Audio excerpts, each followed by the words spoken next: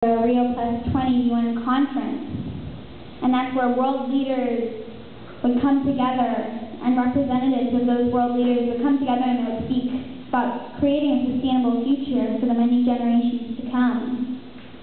And I thought this was an amazing opportunity, because this doesn't happen many times where our quote-unquote leaders will actually step up and act that name that they've been given, a leader, and try and make a better future for the many generations to come, and for those children that aren't born yet. And so what really came out of the conference when I went there was that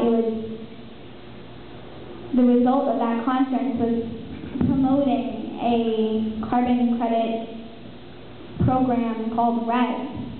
And this is where they say, oh, we're going to let the forest grow, and it's going to suck up all the carbon, and that's going to be our reverse to global warming. And what they really do is they buy up these areas of land, and then they chop down that rainforest, and they destroy that area of land along with the territory of the First Nations, because this mostly happens in the Amazon in South America, who live there, and they get taken out of their own home, and then their home is destroyed, and then they replace those trees with genetically modified trees that suck up more carbon.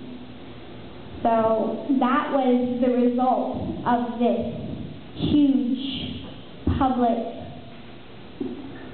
conference.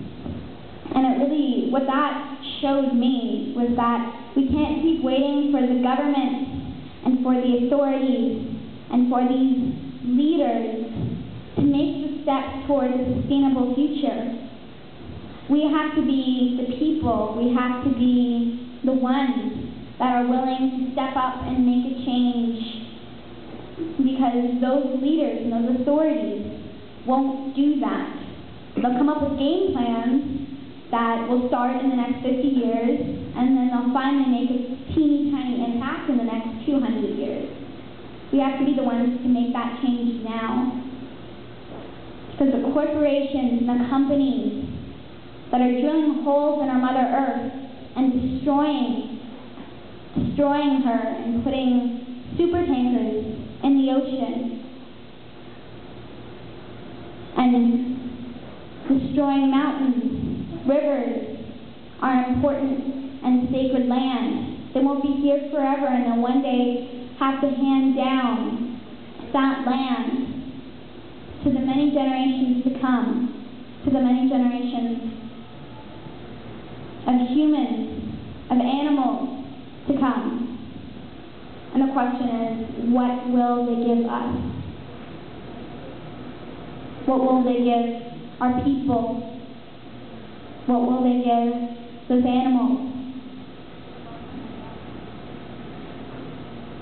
We have this future that we can see clearly, where the land that is right in front of us, that is lush and beautiful and untouched, is gone. You can see that clearly in the road that we're heading to, on this industrial road that we're all driving on, in this car that's run on oil.